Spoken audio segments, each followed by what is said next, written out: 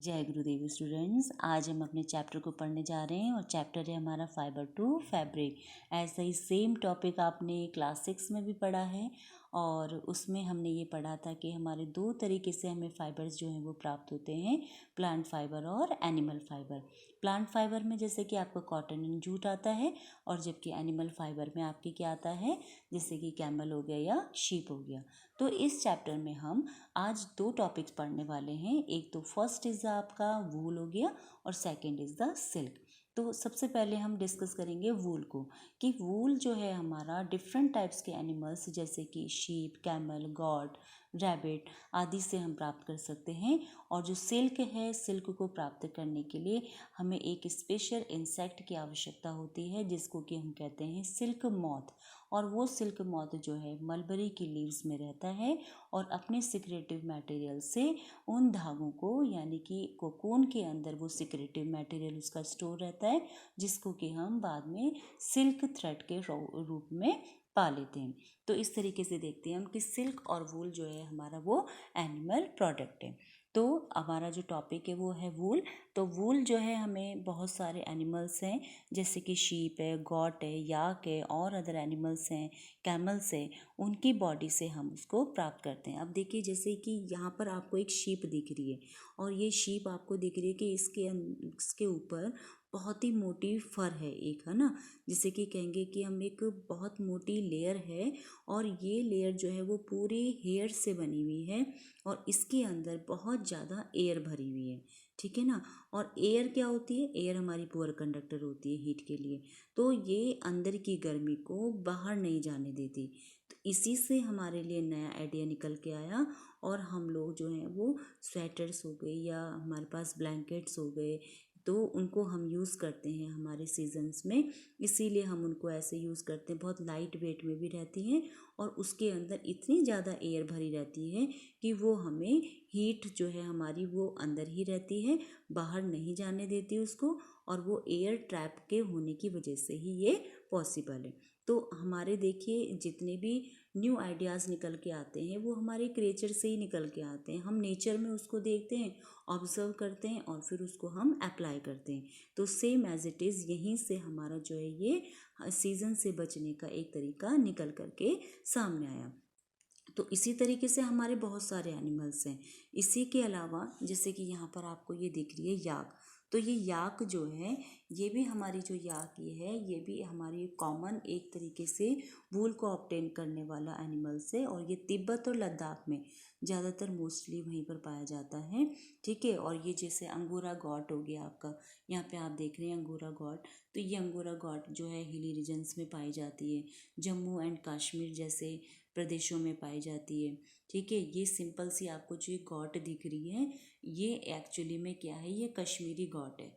और ये कश्मीरी गॉट होने की वजह से इससे जो धागे निकाले जाते हैं वो बहुत ही फाइन होते हैं, बहुत ही चमकदार होते हैं और उनके लिए हम पश्मीना शॉल इनसे तैयार करते हैं।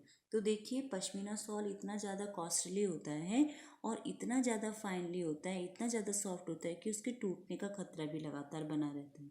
तो जो उसके वर्कर्स होते हैं वो उसको कई महीनों की मेहनत से पश्मीना शॉल को बना पाते हैं, इसी वजह से वो इतने ज़्यादा हमें कॉस्टली मिलता है।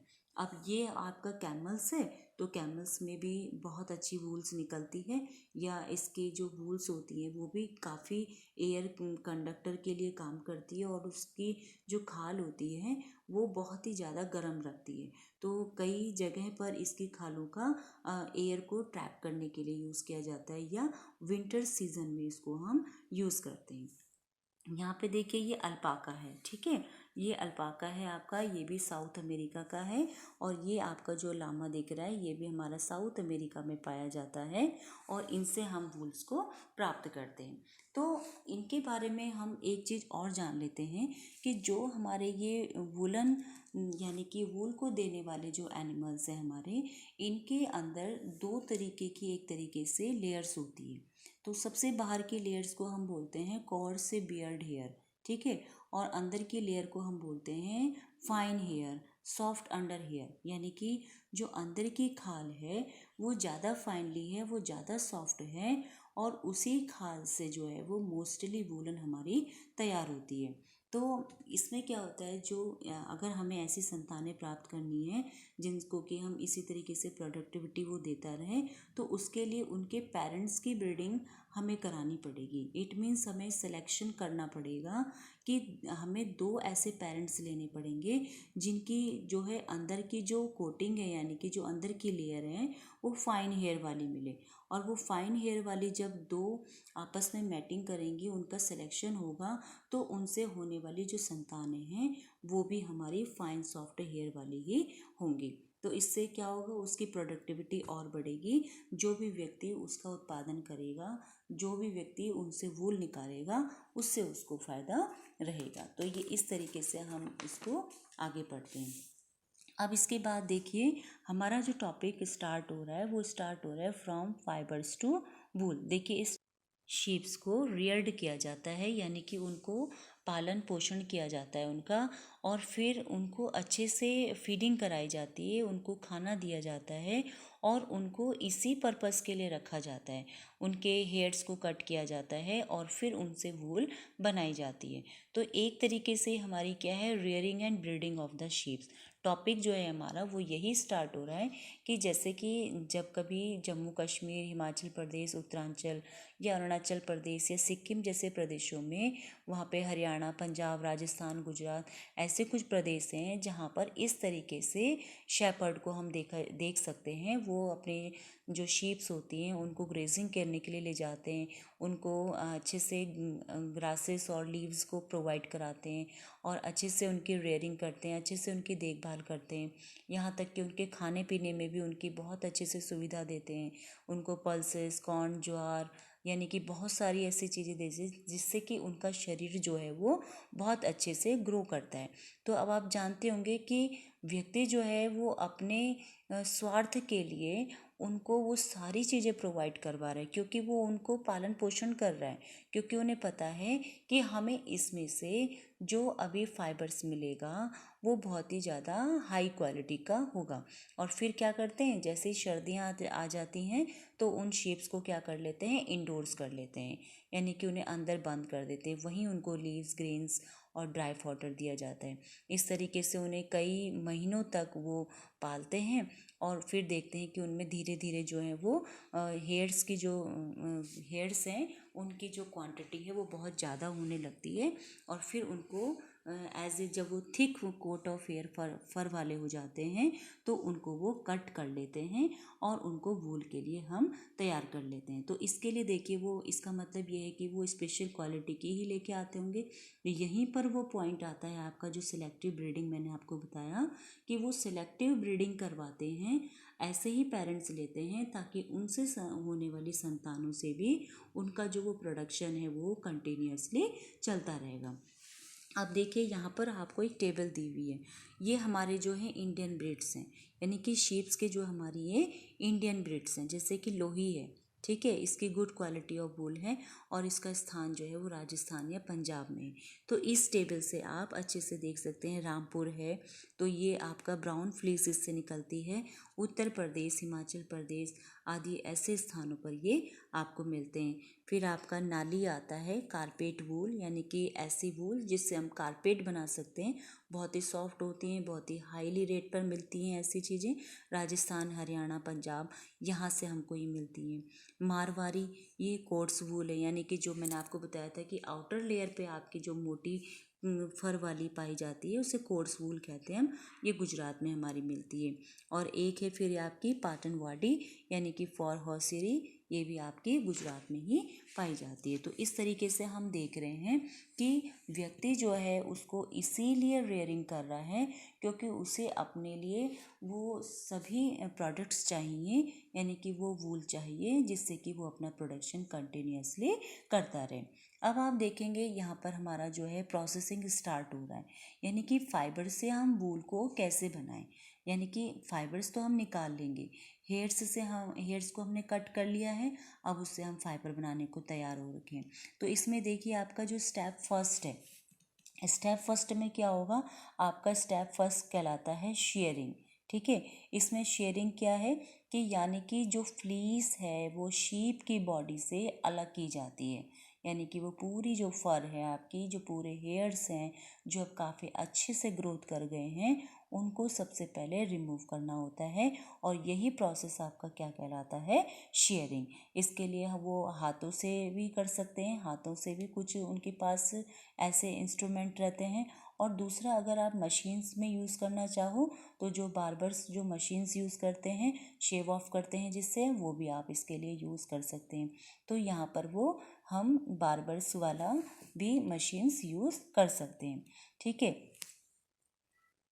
इसमें एक चीज़ और ध्यान दी जाती है कि जब हम इसके हेयर्स को रिमूव करते हैं, जो हमारी शेयरिंग की प्रोसेस होती है, वो हम कब रिमूव करते हैं।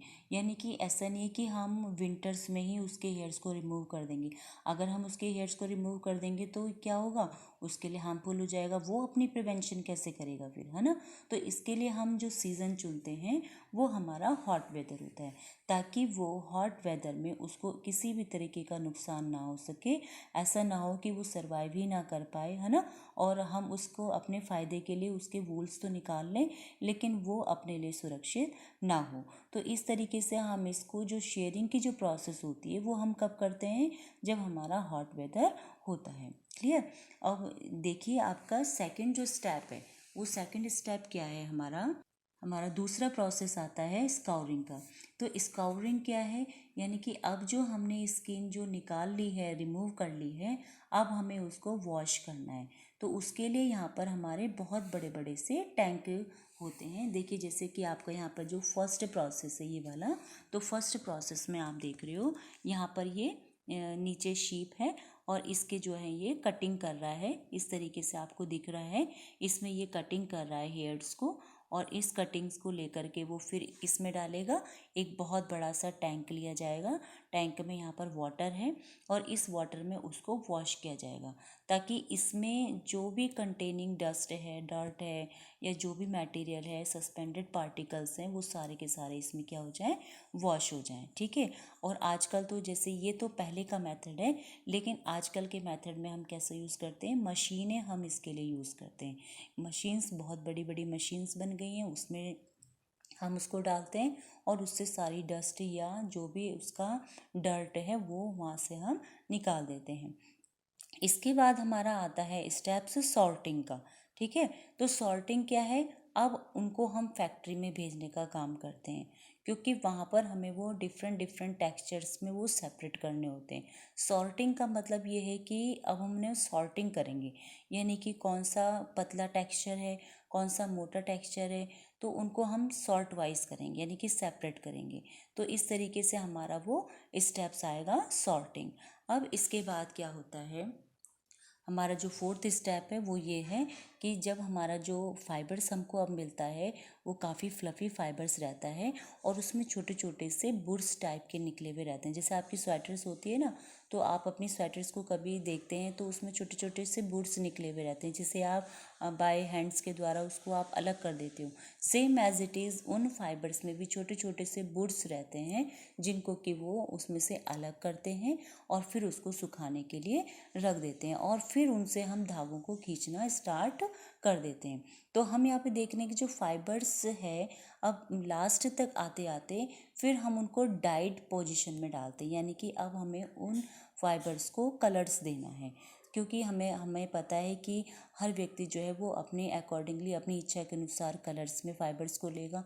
तो वहाँ पर हम उसको डाइज करते हैं, जैसे कि कोई भी ब्राउन, ब्लैक, वाइट, येलो, किसी भी तरीके से डाई अगर हमें करना है, तो फिर हमारा जो नेक्स्ट स्टेप होता है फिफ्थ, वो ये होता है कि उसको कलरिंग करना है या उसको डाइंग करना है। इस तरीके से फिर जब बाद में हमारे पास धागा प्राप्त हो जाता है, तो सिक्स स्टेप में हम क्या करते हैं, उसे कॉम्ब करते हैं। कॉम्ब इट मीन्स उसको सीधा करते हैं, यानी कि उसे स्ट्रेट करते हैं, ताकि वो रोलिंग पोजीशन में ना रहे। और इस तरीके से हमें लंबे लंबे जो धागे होते हैं, लॉन्गर फाइबर से जो होते हैं, वो हमें मिल जाते हैं, और हम उनको स्वेटर्स के लिए यूज़ करने लग जाते हैं और स्टार्ट कर देते हैं उनसे वूवन क्लॉथ बनाना, ठीक है। तो ये जो अब आप देखिए यहाँ पर, आप तो इस तरीके से आप स्टेप्स देख रहे हैं कि लास्ट में हमने स्टेप्स 6 के बाद में, तो इसको हम एक तरीके से समरी एज ए पढ़ सकते हैं यहाँ पर, कि सबसे पहले आपका शेयरिंग आएगा। शेयरिंग इट मीन्स क्या होगा, आपका रिमूवल ऑफ द हेयर, ठीक है, जहाँ से हमने उसको रिमूव किया। फिर आ गया आपका स्काउरिंग, और स्काउरिंग का मतलब क्या होता है, यानी कि उन हेयर्स को रिमूव करके हमने उसके डस्ट पार्टिकल, डर्ट को उससे अलग किया, उसको अच्छे से वॉश किया और फिर उसको आगे हमने मशीन्स के थ्रू आगे भेज दिया। फिर उसके बाद में हम सॉर्टिंग करते हैं। सॉर्टिंग का मतलब क्या है कि उनके डिफरेंट डिफरेंट टेक्सचर को हम एक दूसरे से सेपरेट करते हैं, ठीक है। तो ये फैक्ट्री में हमारा वर्क स्टार्ट हो जाता है। क्लीनिंग ऑफ वुड्स, यानी कि उनमें से हम फ्लफी फाइबर्स में से कुछ वुड्स को अलग करते हैं, उनको फाइंड आउट करके उनको अलग कर देते हैं, ठीक है। और फिर हम उनको फिर से ड्राइड करने के लिए छोड़ देते हैं, वॉश करके उनको ड्राइड करने के लिए छोड़ देते हैं। और नेक्स्ट स्टेप्स में आप देख रहे हैं डाइंग। डाइंग का मतलब क्या होगा कि उनको हम अपनी इच्छा अनुसार किसी भी कलर्स में हम उनको डाई कर रहे हैं, यानी कि ब्लैक हो सकता है, ब्राउन हो सकता है, वाइट हो सकता है, और मे बी जो भी वांटेड हम कलर हैं वो उसमें हम उसको डाई कर सकते हैं। इसके बाद रोलिंग है। तो रोलिंग का मतलब क्या है कि अब वो जो फाइबर्स हमने कॉम्ब कर दिए हैं, यानी कि स्ट्रेट पोजीशन में आ गए हैं, अब हमें क्या कर देना है, रोलिंग कर देना है। तो इस तरीके से देख रहे हैं, ये पूरी जो प्रोसेस है हमारी, आपको ये लर्न हो जानी चाहिए कि हम किस तरीके से फाइबर्स से वूल को हम प्राप्त करते हैं। इसके बाद देखिए आप, इसमें एक पॉइंट दिया हुआ है कि देखिए जो इन फैक्ट्रीज़ में काम करते हैं उन लोगों के लिए भी बहुत रिस्की रहता है ये काम करना। एक्चुअली में जब सॉर्टर्स, जो आपके एक इसमें बीच में एक स्टेप्स आता है सॉर्टर्स, जिसमें से कि हम उसको अलग करते हैं, वुड्स को अलग करते हैं, तो वहाँ पर एक तरीके का जो बैक्टीरिया है, यानी कि बैक्टीरिया वो एंथ्रेक्स बैक्टीरिया है, वो उन वर्कर्स के ब्लड में चला जाता है इनहेलेशन के साथ में, और अंदर ही अंदर वो क्या करता है, बैक्टीरिया जो है वो एक तरीके की सॉर्टर्स डिजीज़ को क्रिएट करता है, जिससे कि व्यक्ति को जो है सांस लेने में दिक्कत होने लगती है और उसके रेस्पिरेशन जैसी प्रॉब्लम वहाँ पर होने लगती है। तो यहाँ पर ये रिस्की प्रॉब्लम भी रहती है। अब हम देख रहे हैं